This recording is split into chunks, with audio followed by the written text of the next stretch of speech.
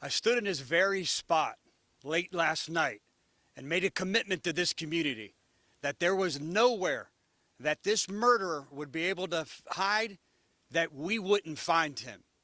I now stand here less than 24 hours later and tell you that this murderer who brutally murdered and committed this heinous, vile, and unthinkable crime against these two innocent victims is under arrest. Let me talk a little bit now about how we got here. How did we get to this point? I have to tell you, me as the sheriff and me as someone in this community, like all of you, we shouldn't be more proud of the men and women that are the Hillsborough County Sheriff's Office and what they've accomplished here in the last 24 hours. They were determined and they never gave up. And what I'm announcing here now is as a result of their efforts. Last night we knew that this murderer had about almost a 3-hour head start on us, and he had fled on foot. So we immediately set up a perimeter almost 2.5 to 3 miles wide, because we knew he had this type of head start. Overnight, deputies, detectives, our canine units, and our aviators in the sky never gave up.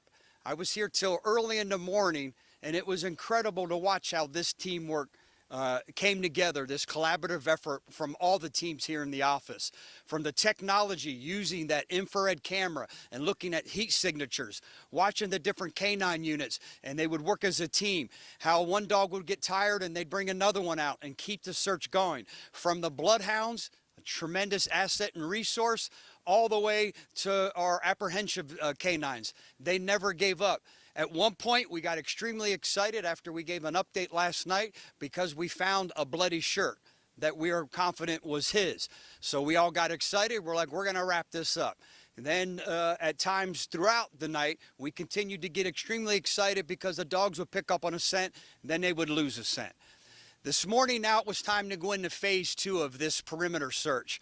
We wanted to close the perimeter in, hold the perimeter, but start closing it in and do more of a finite grid search. So we called out even more deputies and detectives to do that. Part of that was a contingency of undercover detectives that are in undercover cars where they could go in and get a look without being seen as a law enforcement officer.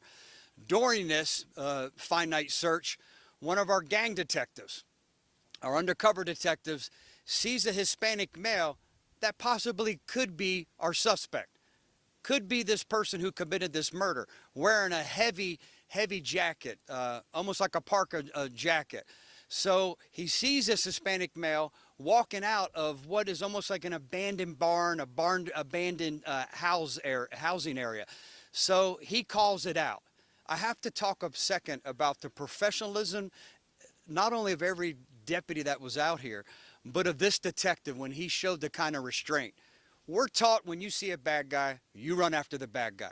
But he used such great restraint because he knew that if he couldn't capture this murderer before he got into this heavily dense shrubbery and wooded area, that he would make it worse. He would taint the scent of these canines.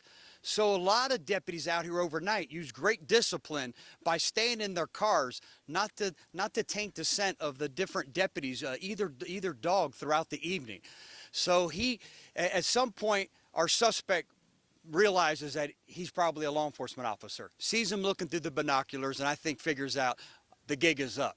So he runs, he refuses commands to stop, and he does just what we were afraid that he would do, and he runs into a heavily wooded and dense area with a lot of overgrown vegetation. When I say overgrown, you can't see maybe 6 inches of foot into it, nonetheless try to navigate into it where he is.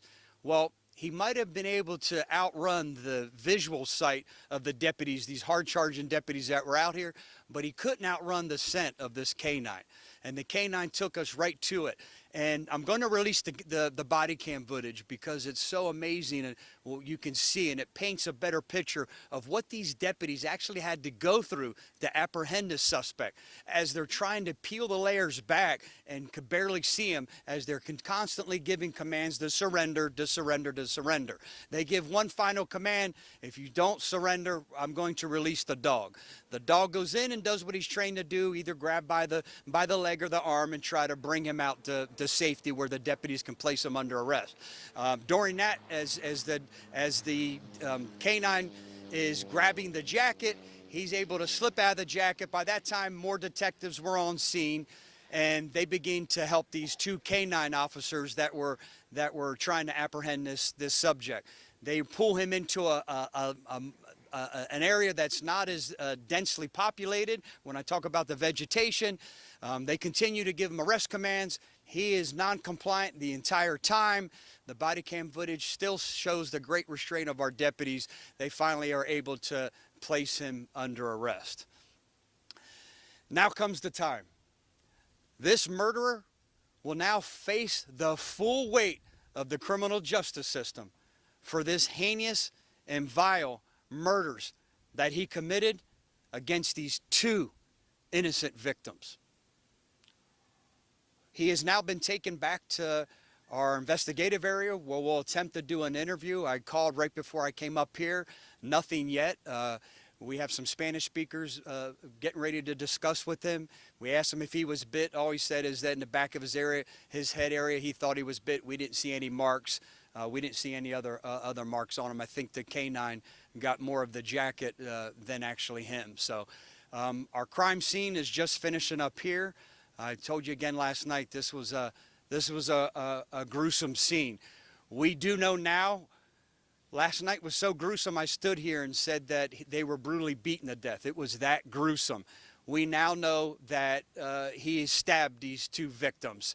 We know that he was romantically involved, not married, with our victim, who was 37 years of age, and our 5-year-old victim that he also stabbed violently, both of them, very violently. He has no connection with that 5-year-old. We thought last night that was his daughter. We've learned that that's not the case, that her father, this young child's father, is still in Guatemala. What questions can I attempt to answer? I know it's early in the investigation. Yes, sir. Can you tell us about the relationship between all three of those people? When did they come here from Guatemala? And a lot of people are asking, have they entered this country legally or not? Yeah, great question. We're still working through that. Our main concern was to identify him and find out how he entered our country. We learned with working with our partners on Homeland Security, he did enter this country unlawfully. Now we will continue to work to find out, did his girlfriend, for lack of a better term, and her daughter come in here and enter in this country unlawfully as well? We're working through that at this time. And what is their relationship between him, her, and the child? Yeah, the child's not his. We did confirm that. The father's still in Guatemala. But the relationship we know at this time, they were not married. They are romantically involved. That's the extent of the information that we have at this time. Another great question. We set up the perimeter about 2.5 miles, 3 miles away, knowing he had such a head start on us, even on foot. He was located over here, and we'll release the exact location, just about 2.3 miles from right here. So again, when I talk about we should all be proud of the incredible passion and dedicated efforts of the Sheriff's Office, they did a phenomenal job of making sure they set up a perimeter, and their efforts kept him. There was nowhere for him to go. And by constantly working this consistently as we did throughout the evening, there was nowhere for him to go. He couldn't get up and go anywhere. There wasn't a square inch of this 2.5 mile, almost 3 mile circumference that we didn't have covered. The only thing he had on him was a little bit of cash and his cell phone. That was the only thing on him. Was he getting any assistance from anyone? Not that we're aware of. Some people that we spoke to said that he did reach out to them, and fortunate for us, every time he called somebody to ask for help, they told him absolutely not. not getting involved. So we do know at this time he did make some, because as we're going through looking at his contact, where he worked, his boss, his brother who lives here, different friends, we spoke to them. We were able to track them down throughout the night and overnight. And during that time, they all admitted that he had called asking for help, and they all declined that offer and denied that help and said, "You're not getting us involved." So great job by this community. Luckily, because of those efforts, we're not sitting here announcing that someone else is going to jail for harboring a fugitive. Don't know. We don't know. All we know is that around 7 months ago, and we're still working on, we don't know the exact date because they entered the country unlawfully. We do know from talking to some neighbors and some interviews that we believe about 7 months ago, the three of them unlawfully entered the country.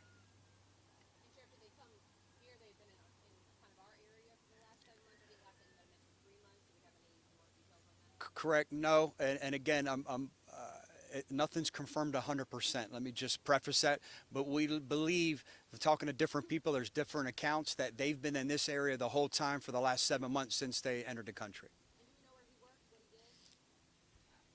I don't. No. And I'm sorry. If we do, I'll certainly get that out to you. I don't know that. We do know he was working. Don't know where.